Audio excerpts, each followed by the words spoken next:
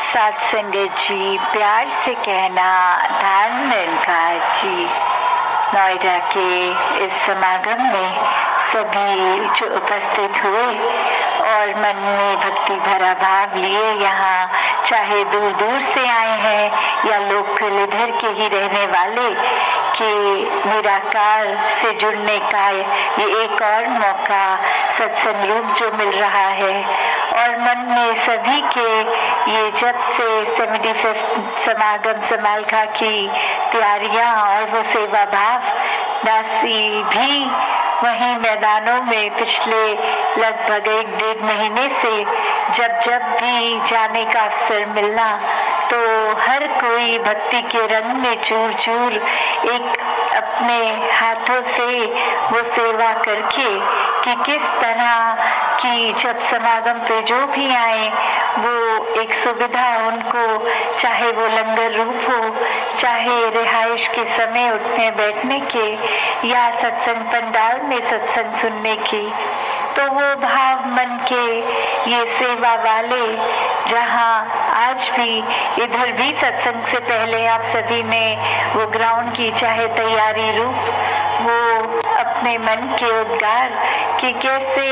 संतों के दिलों में तो सिर्फ और सिर्फ पूरी दुनिया के लिए प्यार है, एक हर एक को अकोमोडेट करने वाले मन के भाव कि हर कोई सुविधा से इस मन में बसे। जब मन इतना विशाल हो जाता है कि बिना भेदभाव हर एक को अपने दिल में जगह दी जाती है, चाहे स्वभाव एक कैसे भी हो, पर संत तो हमेशा अपने दिल को इतना खुला करते हैं, इतना विशाल बनाते हैं कि पूरी दुनिया वो संतों के मन में बसती है। कि किस तरह जब ये संतों ने अपना मुख उजला इस ब्रह्म ज्ञान द्वारा किया, तो ये दिल इतना कोमल संतों का कि लगता है ये दौलत, ये जो राम रतन धन है, ये हर किसी के हिस्से आए, ये एक एक जन जो भी इस संसार में रहते हैं सबको ये अवस्था प्राप्त हो। तो उस भाव से जब युक्त संत कहीं पे भी रहते हैं, कुछ भी कर रहे होते हैं, मन में वही भाव होता है, चाहे ऑफिस स्कूल कहीं भी हो, एक मन का यही भाव होता है कि अपने सहपाठक अपने कोलीग्स सभी को कोई ना कोई प्रेरणा दे के इधर जोड़ा जाए, एक संगत के प्रति निराकार के प्रति एक उनकी रुचि लाई जाए कि समझाकर कि जीवन तो जो मिला है वो श्वास से व्यर्थ ना हो। ये धन दौलत माया, ये रहने का घर, चाहे कुछ भी साधन है, उसका एक रूप जब तक सुखमयी बनाकर रखो तो ही वो शोभा का पात्र है, वरना तो ये धन काफी दुरुपयोग में भी आ जाता है। ये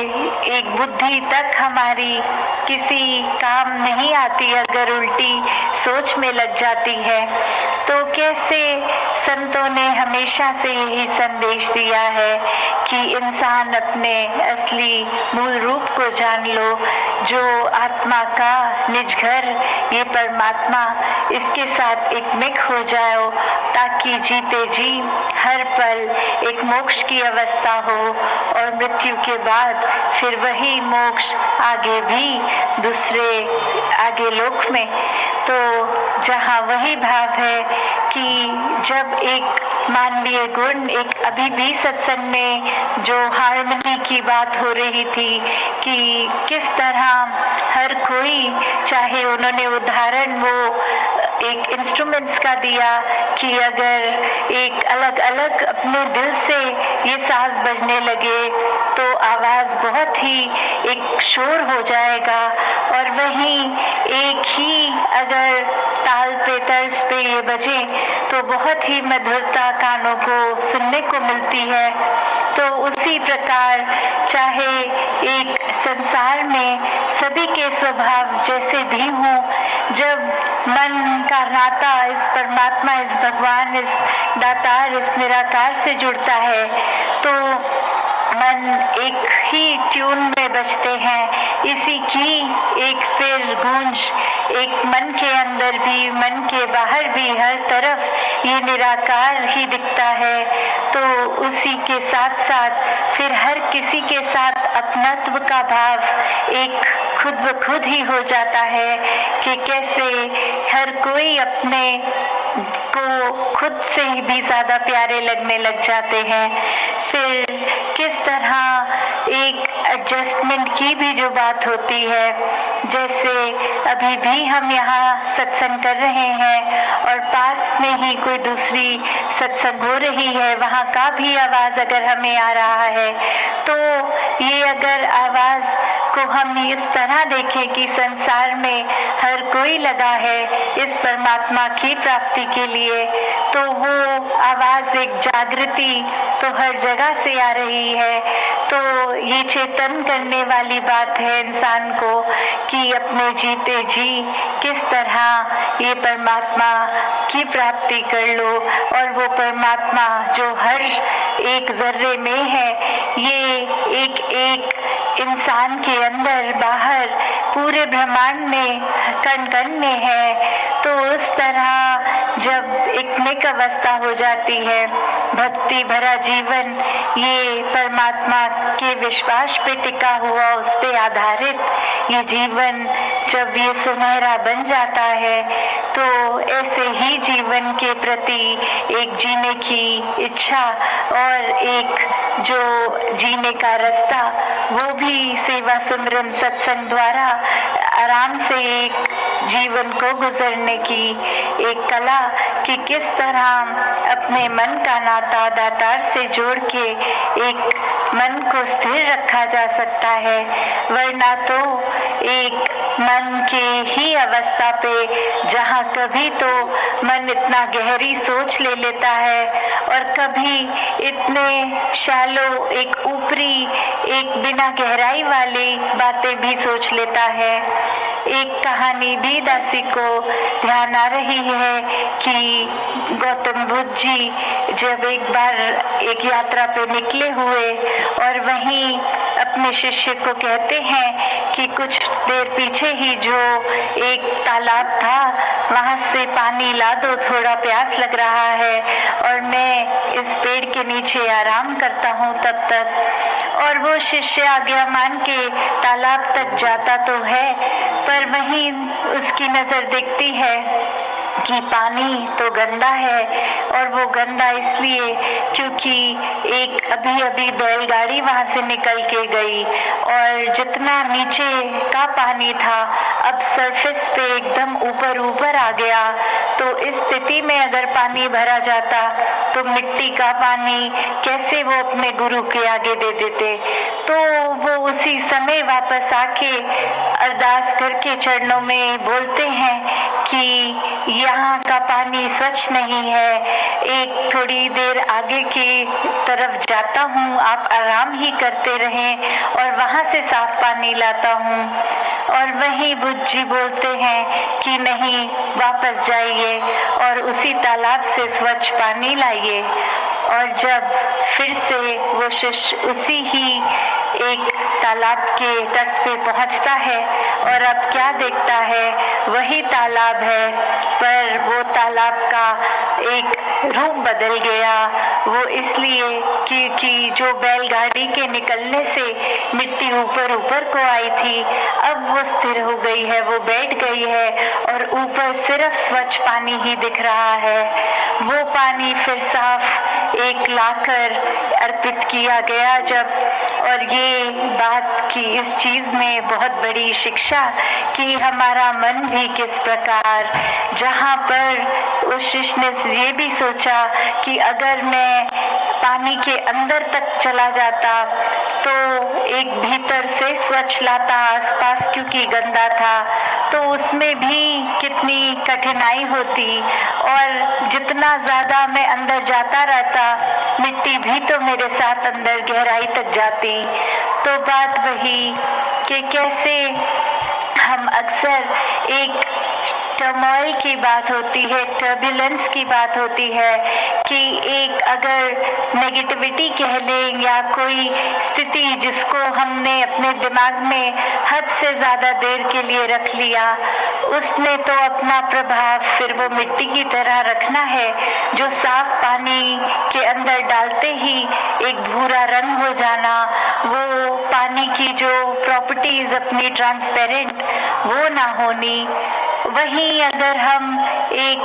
तालाब की बजाय अब एक समुद्र की ओर रुख करें तो जहाँ समुद्र की गहराइयाँ हैं वहाँ लहरें नहीं हैं। और वे लहरें क्यों नहीं हैं? क्योंकि उस स्थान पर वो समुद्र इतना गहरा है कि बहुत ही स्थिर दिखता है, एक ठहराव में दिखता है, और उसी समुद्र के ठहराव के कारण वो लहरें अकोमोडेट होती हैं फिर। और उसी समुद्र के किनारे आओ तो कैसे जहाँ गहराई ज़्यादा नहीं वहाँ लहरों का उछाल बहुत है, शोर बहुत है। तो कैसे हर समय एक हम अगर बात देखें कि गहराई वाले जगह एक समुद्र के वो इतनी विशालता ही थी जो चाहे एक जीव जंतुओं को भी अकोमोडेट किया, एक कोरल्स को भी किया, और नीचे अगर हम पत्थर भी डाल देते हैं तो वो एक बहुत ही तुरंत नीचे की ओर चला जाता है, ऊपर तैरता नहीं है। और वहीं एक अगर हम किनारे पे कहीं सूखा पत्थर डाल दे, सूखा पत्ता, तो वो पत्ता तो फ्लोट करेगा, तैरेगा। तो हमने एक अपने जीवन को, एक अपने मन को एक उसी तरह बना के रखना है कि ये मन तो चाहे कुछ भी दुनिया ने एक हालात सामने लाने हैं, अब उसमें कैसे मन को टिकाए। अक्सर महापुरुष ये भी आके कहते हैं कि जितनी देर तो हम सत्संग में हैं, एक मन में खुशी, एक ऐसा लगना कि कोई भी गम नहीं है, सब बहुत अच्छा है। और उसी टाइम जब सत्संग से वापस रुक घरों को जाना तो अभी अपने वाहन तक या बस तक नहीं पहुंचे होते कि दिमाग फिर ये दुनियादारी की ओर चलता है। एक अपनी सब दुख परेशानियां फिर से याद आने लगती हैं। तो सत्संग में आने का भाव सिर्फ वो नहीं कि जितनी देर ही सत्संग में है, मन सिर्फ कोई ये शांति के लिए एक शॉर्ट टर्म सल्यूशन नहीं है। सत्संग की जो अवस्था है वो हर समय की अवस्था होनी चाहिए। जब यहाँ जिस तरह आके एक निरंकार के साथ इतने गहरा नाता जुड़ता है, तो जिस समय सत्संग नहीं है, हम अपना वाहन चला रहे हैं या कुछ दफ्तर में घर के काम काज कर रहे हैं, तो भी जुड़ाव उतना ही होना चाहिए। और अक्सर जब हम ऐसा कर पाते हैं तो पता चलता है कि जो कारण परेशानी किसी वजह से सोच आ रही थी, जब वो स्थिति का सामना करना पड़ता है तो वो स्थिति कब आके चली जाती है एक एहसास ही नहीं होता। फिर ये लगता है कि हम इतनी देर से वो एंटिसिपेशन कर रहे थे कि लग रहा था कि अभी कुछ होगा, अभी कुछ होगा, और वो तो हुआ ही नहीं, या वो हुआ भी तो कब वो आकर निकल गया। जैसे गीत में भी सुनते हैं, उतराइयाँ चढ़ाइयाँ कई जिंदगी विच आंदिया ने, हथों वे सिर ते आके लंघ जांदिया ने। तो वो आती भी हैं और निकलती भी हैं। ये भक्तों की जीवन की हकीकत है कि यहाँ पे एक हर रस संसार का भक्त चखते हैं, पर उस रंग से, उस एक अपनी अवस्था से, वो स्वाद से उभर के ना वो कोई भी स्वाद को प्राथमिकता देते हैं, क्योंकि उनके लिए एक जीभ पर फिर ये भक्ति का स्वाद, इस निराकार का ही स्वाद इतना गहरा, इतना गूढ़ा कि बाकी सब स्वाद फीके हैं, बाकी सब रंग फीके हैं। तो कैसे हर किसी ने ये तो एहसास किया कि हम अपने जीवन में कुछ भी जो महसूस करते हैं वो एक पल के लिए एक चीज़ होती है, पर जब ये निराकार की पहचान हो जाती है, एक मछली जिस तरह तालाब में, वही हर श्वास में ये निराकार इस तरह रोम रोम में समाया कि फिर एक हालात डराते नहीं हैं। फिर हर किसी ने हर पल वही अवस्था जो सुमिरन करते समय, सत्संग करते समय और सेवा करते समय जो मन अपनी सब परेशानियों से कट ऑफ है, वो एक अपने मटीरियलिस्टिक दुनिया में भी जब भक्त रहते हैं, वो उनको भी उस समय मन की अवस्था इतनी पक्की हो जाती है कि फिर पता है कि कुछ तकलीफ भी है तो वो तकलीफ भी दातार ने आकर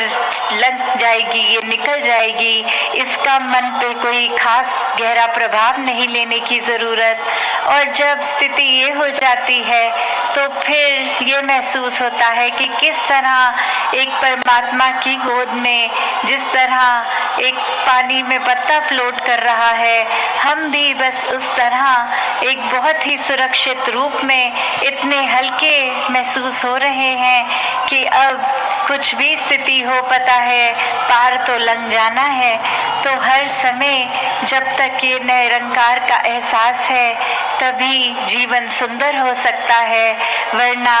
दुनिया ने तो एक हालात या लोगों ने भी ऐसी बातें रोज करनी होती हैं जिससे मन खट्टा होता है। तो कैसे हमने एक ये बात की ब्रह्म ज्ञानी है तो फिर एक अवस्था एक दुनिया में उस तरह रहने वाली कि